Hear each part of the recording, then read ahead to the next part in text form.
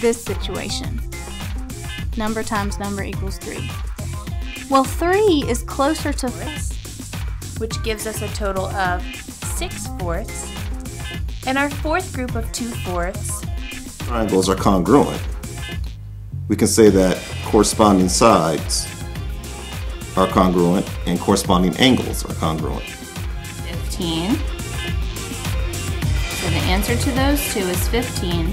Now I have to add the 5 to that. So I'm going to start with 15. Times the shorter leg.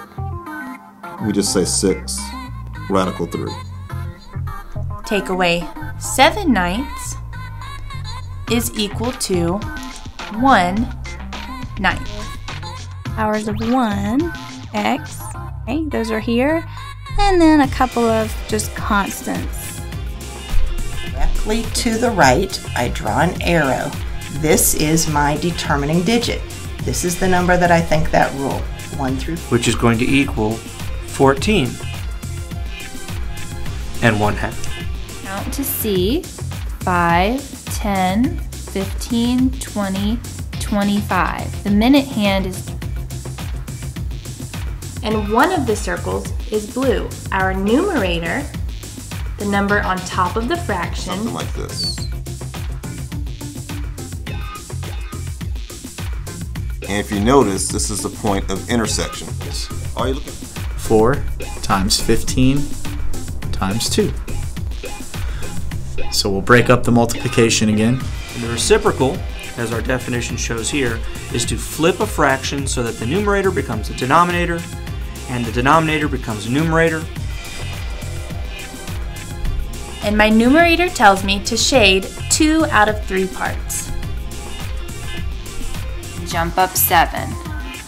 1, 2, 3, 4, 5, 6, 7. There's 1, there's 2. And then to model 1/3, you would just shade in one of the 3 bars. 4 minus 4 is 0. 1 minus 0 is 1. Bring your decimal down into your answer, and your answer. What we're going to attempt to do is to construct a parallelogram. I have 2 wholes and 35 hundredths.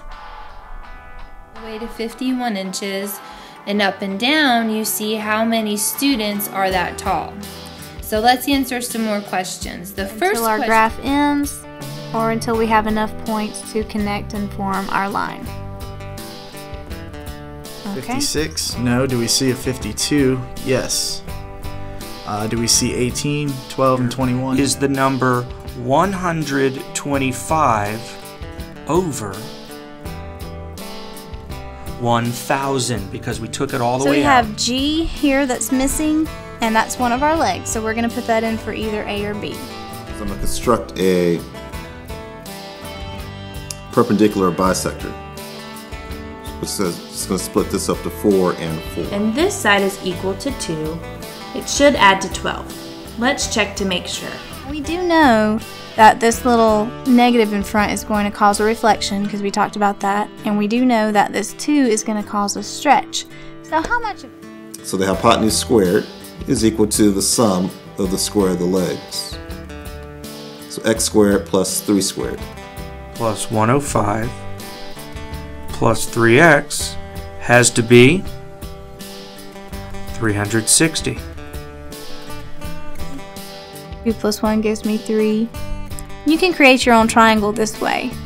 You don't have to memorize all these numbers. You can see each row adds to give us the next row of numbers. Help us remember that, I'm going to draw a line down the middle to differentiate between the ones place and the tens place. We know that the ones place is on the right. That point would actually end up falling in quadrant 2. So for that answer, you would say quadrant 2.